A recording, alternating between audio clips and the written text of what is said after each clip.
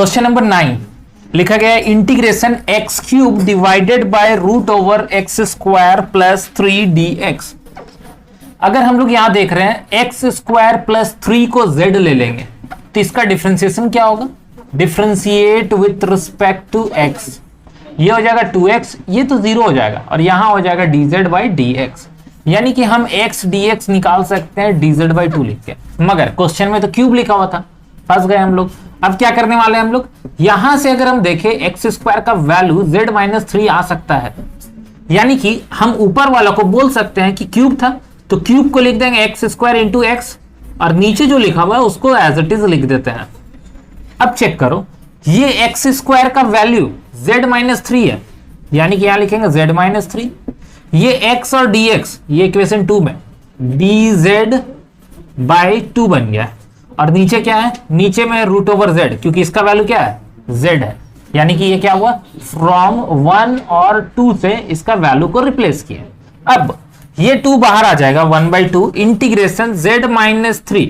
ये root z है तो रूट z को क्या करेंगे, दोनों में अलग अलग कर देंगे, यानी कि यहां भी रूट z और यहां भी रूट z अगर कर दें तो क्या बनेगा, ये 1/2, ये z है ये रूट z है, कैंसिल होने के बाद बचेगा z 1/2 जब वो ऊपर वाला के साथ कट जाएगा तो, और ये बचेगा -3z का पावर नेगेटिव हाफ और ये हो जाएगा dz। अब इंटीग्रेट करेंगे इसको तो ये हाफ एज इट इज है, इंटीग्रेट कर रहे हैं z का पावर हाफ का इंटीग्रेशन हो जाएगा z का पावर 3/2 डिवाइडेड बाय 3/2 माइनस ये क्या है 3 है, इसका पावर क्या है माइनस हाफ है तो z का पावर माइनस हाफ में +1 करेंगे तो बचेगा +1/2 इज भी 1/2 प्लस c। फाइनली ये बन गया 1/2, ये उल्टा होगा तो 2/3 z का पावर 3/2, ये उल्टा हो जाएगा तो 3 इंटू 2/1 z का पावर 1/2 प्लस c।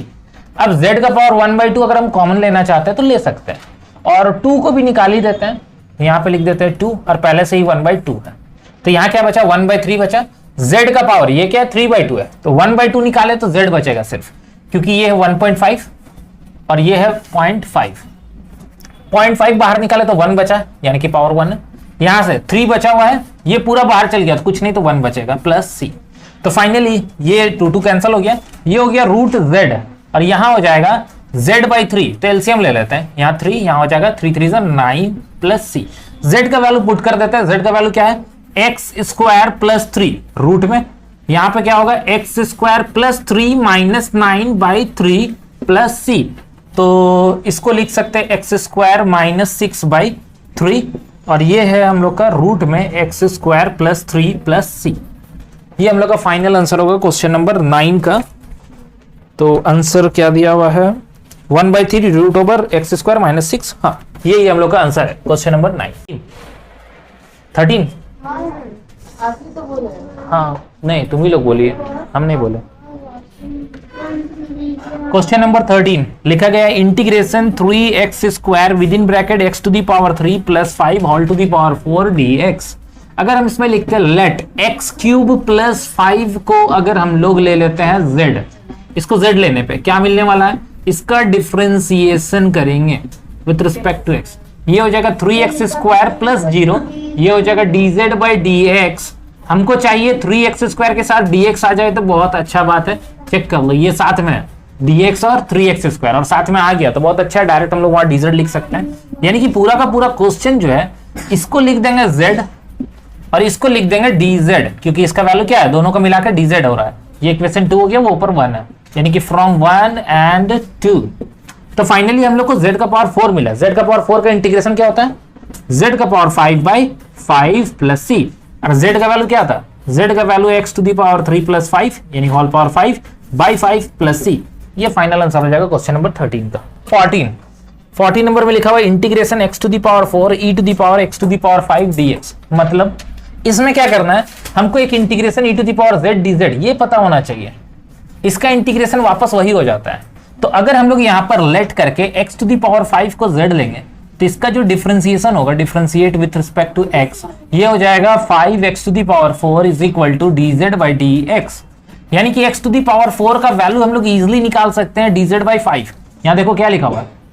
ये x टू दी पावर 4 और dx ये साथ में आ गया। अब हम लोग क्या करने वाले एज पर क्वेश्चन इंटीग्रेशन, इस दोनों को हटाएंगे तो लिख सकते हैं dz/5 और ये e to the power z हो जाएगा। चेक कर लो e to the power z का क्या होता है, वही एज इट इज हो जाता है e to the power z, तो e to the power z ही लिख देंगे प्लस c। तो यहाँ पे क्या होगा e का पावर z क्या है x टू द पावर 5, तो यहाँ x to the power 5 plus c। ये फाइनल आंसर हो जाएगा question number 40। Question number 26 number में क्या लिखा हुआ, integration x² plus 3x plus 1 divided by x plus 1 का होल स्क्वायर dx। अब हम लोग यहां देख रहे हैं कि ऊपर में लिखा हुआ x² प्लस 3x प्लस 1, अगर नीचे एक्सपैंड करेंगे तो ये वापस आ जाएगा 2x प्लस 1। यानी कि यहां पर हम लोग को क्वेश्चन में कुछ भी लेट z आउट करने का जरूरत नहीं पड़ रहा है, क्योंकि दोनों ऊपर नीचे पावर सेम है। यानी कि जैसे कि अगर लिखा हुआ है मान लेते 36 और नीचे लिखा हुआ 6, तो ये कट रहा है, डिवाइड हो रहा है, तो डिवाइड कर सकते हैं। तो यहाँ पे देखो ये पावर जो है 2 है, तो 2 है तो इसका मतलब ये क्या हो सकता है, फर्दर डिवाइड कर सकते हैं। इसका मतलब है डिवाइड करने से अच्छा ये होगा कि अगर हम ऊपर में लिख दे x² प्लस 2x प्लस 1 और नीचे भी लिख दिए x² प्लस 2x प्लस 1, यहाँ 3x था ना, ये क्या था 3x था, मगर हम यहाँ लिखे 2x, तो एक एक्स्ट्रा यहाँ लिख देते हैं, कोई दिक्कत नहीं है इसमें। अब चेक कर लो, अगर हम इसको अलग अलग कर दें, यानी कि ये हो जाएगा x² plus 2x plus 1, x² plus 2x plus 1 और ये x divided by x² plus 2x plus 1, इसको हटा देते हैं, ये हो जाएगा dx। ऐसा लिख सकते हैं हम लोग। ये दोनों कट जा रहा है, यानी कि यहां हो रहा 1, मगर उस साइड वाला कटेगा नहीं, क्या बच रहा है ये x, और नीचे वाला को हम क्या बोल सकते हैं, x प्लस 1 का होल स्क्वायर बोल सकते हैं। ये ऐसा हो सकता है, ठीक है। अब अगर हम लोग देखें इसका इंटीग्रेशन, इसका इंटीग्रेशन क्या होगा, ये 1 है, 1 का क्या होगा, 1 को लिख देंगे हम लोग 1 के साथ अभी dx लिख देते हैं, ये integration x divided by x plus 1 का होल स्क्वायर dx हो जाएगा, ठीक है। अब इसका इंटीग्रेशन x हो गया, इसका इंटीग्रेशन नहीं पता क्या हो रहा है, इसको अलग से हम लोग देखते हैं। पहले ये लिखा हुआ x divided by x plus 1 का होल स्क्वायर, अगर ऊपर में भी x प्लस 1 होता,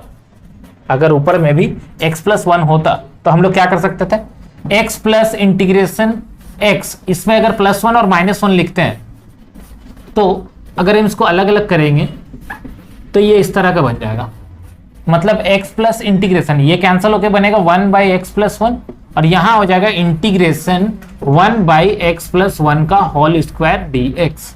यानी कि ये x और ये हो जाएगा log x प्लस 1 और ये हो जाएगा x प्लस 1 का होल स्क्वायर, पावर माइनस में आ जाएगा, ऊपर जाएगा। तो जैसे यहाँ हम सॉल्व करके दिखा रहे हैं, अगर कोई x टू दी पावर -2 लिखा रहेगा तो इसका इंटीग्रेशन क्या होगा, x का पावर -1 प्लस c,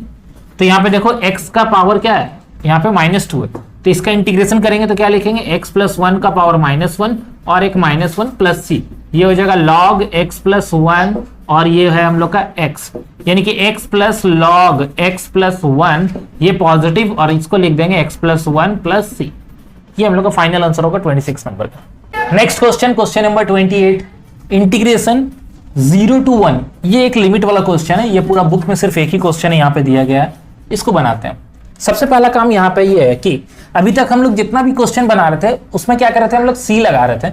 अब यहाँ पे c का वैल्यू नहीं यूज किया जाएगा, ठीक है। कैसे बनाएंगे इसको, अभी फिलहाल के लिए हम लोग इसको भूल जाते हैं कि यहाँ कुछ लिखा गया है, ठीक है। जैसे सॉल्व करते हैं वैसे सॉल्व करेंगे। पहला काम क्या है हम लोग का, लेट करके ये जो 1 प्लस एक्स स्क्वायर है इसको अगर हम z ले लेते हैं, ठीक है, इसको क्या कर रहे हैं z लेंगे, तो इसका डिफरेंशिएशन क्या होगा, differentiate with respect to x, ये बन जाएगा हम लोग का 0 प्लस 2x और ये हो जाएगा dz बाई dx। अब अगर हम लोग इसको देखें तो x dx इक्वल टू बोल सकते हैं dz बाई 2, यानी कि ये जो क्वेश्चन है वो बन जाएगा dz बाई 2 और ये 1 बाई रूट ओवर z, यहां तक ठीक है। अब इसके बाद क्या होगा, ये कहां से आया, फ्रॉम 1 एंड 2। अब बात करते हैं इस वैल्यू की क्या करना है। ये वैल्यू बोलता है कि x का वैल्यू यहां पे जब हम लोग यूज करेंगे, जब पूरा सॉल्व हो जाता है तो हम लोग यहाँ पे x का वैल्यू 1 और 0 यूज करेंगे। तो फिलहाल के लिए ये x का वैल्यू है, मगर अब क्वेश्चन क्या बन चुका है, z बन चुका है, यानी कि इसको क्या करना होगा, कन्वर्ट करना होगा z में। तो हम लोग क्या करेंगे, ये देखो क्या लिखे, 1 plus x square equal to z, यानी कि अगर हम लोग लिखते हैं व्हेन x इक्वल टू 0, तो यहां पर अगर हम 0 पुट करेंगे तो z का वैल्यू क्या आएगा 1, और अगर हम लोग लिख देते हैं व्हेन x इक्वल टू 1, तो z का वैल्यू आ जाएगा 2, यानी कि ये कन्वर्ट होके बन जाएगा 1 और यहां बन जाएगा 2। जीरो पे बनेगा 1, जहां 0 है वहां लिखेंगे 1 और जहां 1 था वहां बन जाएगा 2। अब इसका इंटीग्रेशन पहले कर देते हैं, उसके बाद हम बताएंगे लिमिट को कैसे पुट करते हैं। तो इंटीग्रेट करने के लिए क्या करना होगा, z को ऊपर लाना होगा, तो z ऊपर आएगा तो -1/2 होता है, रूल के हिसाब से +1 यानी कि -2 + 1 और यहां लिख देंगे 2 और 1, यहां पे c नहीं लिखाएगा, ये c वाला पार्ट अब कैंसिल हो चुका है। अब ये 1/2 है, अब इसको सॉल्व करेंगे तो ये बनेगा z का पावर 1/2 और ये हो जाएगा 2/1 और ये लिमिट है 2 और 1। तो फाइनली हम लोग को मिल चुका है 1/2 और 2√z और ब्रैकेट में है 2 और ये 1 लिखा हुआ। जब ये 2 बाहर आएगा, ठीक है, तो 2 को बाहर निकालेंगे, 1/2 के साथ 2 को कैंसिल कर देंगे, बचेगा √z 2 1। तो ये √z जो लिखा गया है और ये जो 2 और 1 लिखा गया है स्क्वायर ब्रैकेट में जो लिखे हैं हम लोग, इसका मतलब क्या होता है, इसका मतलब ये होता है कि 2 को पहले पुट करना है z में, 2 को क्या करेंगे z की जगह में पुट करेंगे, फिर 1 को पुट करेंगे z की जगह पे, तो ये क्या हो जाएगा √2 - 1। ये हम लोग का आंसर होगा, ठीक है। इसको अपर लिमिट बोलते हैं, इसको लोअर लिमिट बोलते हैं, इसको पहले पुट करना है, इसको बाद में पुट करना है। ये हम लोग का फाइनल आंसर है, मगर बुक में जो आंसर दिया हुआ है वो कुछ और दिया हुआ है तो वो गलत है, ये आंसर हम लोग का सही आंसर है।